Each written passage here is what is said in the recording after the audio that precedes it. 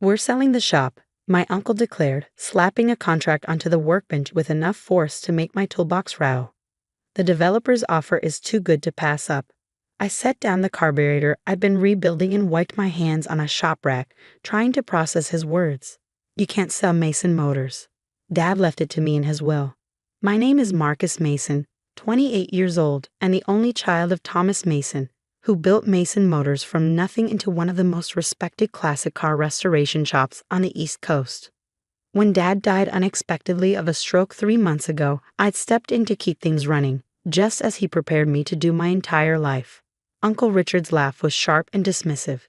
"Your father may have had sentimental ideas about leaving you the business, but legally, I'm the executor of his estate." He gestured around the garage.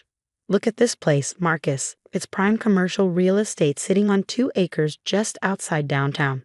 The property alone is worth millions." My Aunt Patricia emerged from Dad's office, carrying a box of his personal items. She'd been organizing things since the funeral, but it looked more like looting to me. "Marcus, be reasonable," she said, her voice honeyed with fake sympathy. "You're young. Take the money from the sale and do something else with your life. Your father trapped you in this grease pit since you were a child. This is your chance to break free." I looked around at what she called a grease pit. To me, it was a cathedral of craftsmanship. Every tool had its place, every workstation was meticulously organized. The 4 restoration bays each held vehicles in various stages of rebirth: a 1965 Mustang Fastback, a 1957 Thunderbird, a 1970 Chevelle SS, and my father's personal project, a 1963 Corvette split window that he'd been restoring for over a decade. "Dad didn't trap me here," I said firmly. "He taught me everything I know. This shop is my heritage." Uncle Richard checked his watch impatiently. "The developers are meeting us here tomorrow at noon. They're planning to break ground on a luxury condo complex by summer." He pushed the contract toward me. "Your signature isn't legally necessary, but it would make things smoother." I didn't touch the papers. "I want to see the will again." "It's all being handled properly," Aunt Patricia interjected quickly. "Richard has been consulting with our attorney to make sure everything is in order." "Their attorney, not Dad's." "Dad would never have wanted Mason Motors sold," I insisted. "This place was his life's work." "Thomas wasn't thinking clearly toward the end," Richard said, his voice softening in a way that immediately put me on edge. "The doctors said the early signs of his stroke were affecting his judgment for months before he collapsed." This was the first I'd heard of any such thing. Dad had been sharp as ever until the day he died, discussing restoration techniques and business strategies with me just hours before the stroke took him. "I don't believe you," I said flatly. Richard's expression hardened. "Believe what you want. The sale is happening. If you want any share of the proceeds, you'll stop making this difficult." After they left, I stood in the quiet shop, the familiar smells of motor oil, metal, and leather surrounding me like an embrace. On the wall hung photographs documenting over 30 years of restorations. Dad standing proudly next to finished projects, shaking hands with clients, teaching workshops, and in many of them, a smaller version of me, watching, learning, growing into the craftsman I'd become. I pulled out my phone and dialed a number I should have called weeks ago. "Elena Vasquez," answered the crisp voice of my father's attorney. "Ms. Vasquez, it's Marcus Mason. I need to talk to you about my father's will." "Marcus," she sounded surprised. "I've been trying to reach you since the funeral. Your uncle told me you were too devastated to deal with legal matters." A cold feeling settled in my stomach. "I never got any messages from you." "That's concerning. Can you come to my office tomorrow morning? There are things we need to discuss about your father's estate." "My uncle says he's the executor, that he has the legal right to sell Mason Motors." There was a pause. "Who told you Richard was the executor?" "Richard did. And my Aunt Patricia." "Marcus," Elena's voice had taken on a steely quality, "your father never named Richard as his executor. He named me." The next morning, I sat across from Elena in her downtown office as she laid out the true contents of my father's will.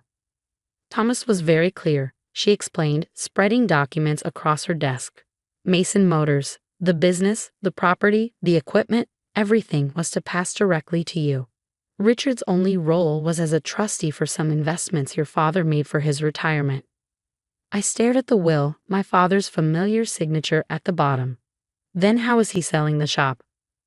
Elena's face tightened. He isn't. At least he has no legal right to. But based on what you're telling me, it appears Richard and Patricia have been misrepresenting their authority. She checked her watch. When did you say they're meeting with these developers? Noon today. She began gathering papers into her briefcase. Then we don't have much time. Is there anything else unusual you've noticed since your father's death? I thought about it. Tools have gone missing, specialized equipment, and there's a locked file cabinet in Dad's office that Patricia keeps telling me is just old tax records, but she won't let me see inside. Elena nodded grimly. Classic case of estate theft. Unfortunately more common than you'd think, especially with valuable businesses. She handed me a key. Your father left this with me. He said if anything ever happened to him, I should make sure you got it. The key was small and brass, unremarkable except for the small MM engraved on it. What does it open? He never specified, just said you'd know when the time came. By 11:30, we were back at Mason Motors. Elena had called the local police, who had sent Officer Jenkins, coincidentally a client whose '68 Camaro Dad had restored the previous year. He stood off to the side as Elena explained the situation to my aunt and uncle, who had arrived early for their meeting with the developers.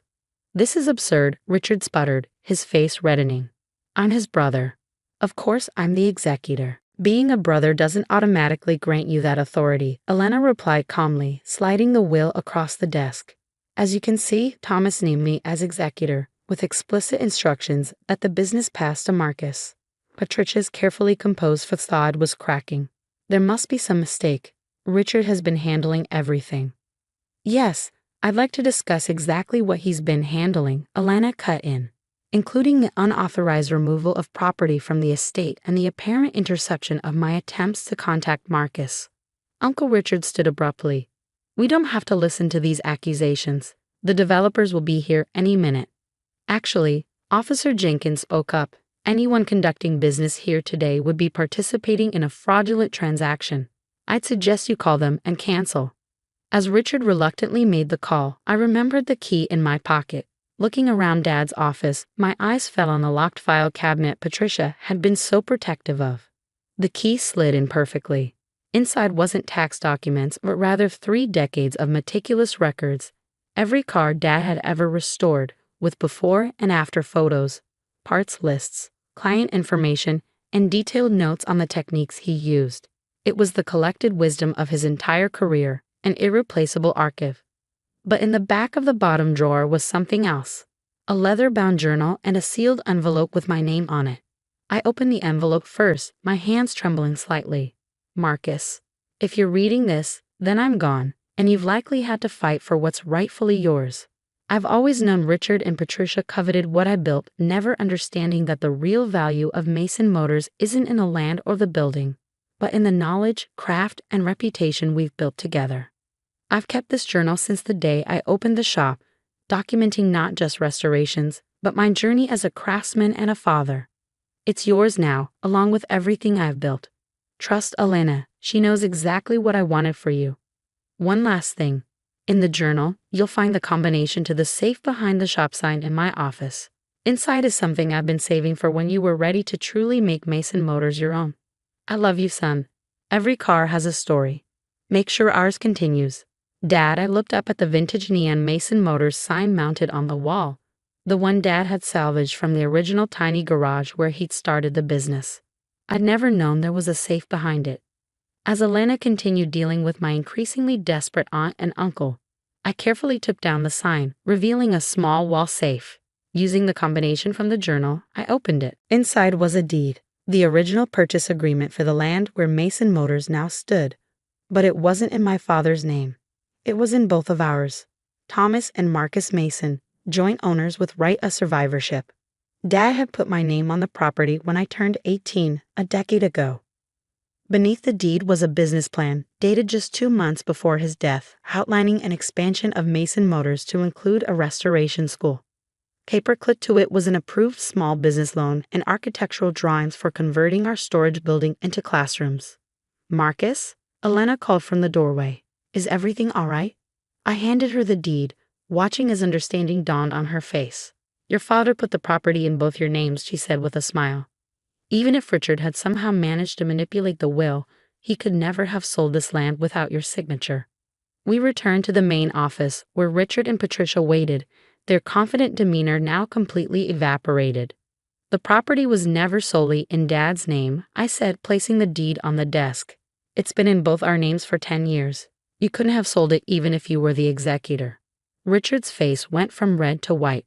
That's impossible. Thomas would have told me. Why would he? I asked. So you could try to talk him out of it, or pressure me to sell after he was gone. He knew exactly who you were. Patricia grabbed her purse, already edging toward the door. Richard, we should go. Before you do, Elena interjected, we need to discuss the missing tools and equipment, and the classic car parts that have been disappearing from inventory. Officer Jenkins stepped forward. We can discuss that at the station if you prefer. In the end, Richard and Patricia avoided criminal charges by agreeing to return everything they'd taken and signing legal documents acknowledging my ownership of Mason Motors and relinquishing any claims to my father's estate. 6 months later, I stood in the newly renovated classroom space, watching 20 students bent over engines, learning the restoration techniques my father had perfected. The Thomas Mason School of Automotive Restoration was officially open, preserving not just classic cars, but the craft itself. Dad's 1963 Corvette split window now occupied a place of honor in the showroom, finally completed using the detailed plans he'd left in his journal. Beside it hung his portrait and the original Mason Motors sign, a reminder of where we started and how far we'd come. That evening, after the students had gone, I sat in Dad's, now my office, leafing through his journal, his voice alive in every handwritten page. I paused at an entry from my 16th birthday. Gave Marcus his first solo restoration project today, the '57 Chevy pickup. His eyes lit up like it was Christmas morning. Richard says I'm wasting my time, that the boy should be focusing on computers or business school, something modern. He doesn't understand that what I'm teaching Marcus isn't just about cars. It's about patience, problem solving, respecting the work of those who came before us, and the satisfaction of bringing something back to life with your own 2 hands. Some legacies can't be measured in dollars and cents. I closed the journal, running my hand over its worn leather cover.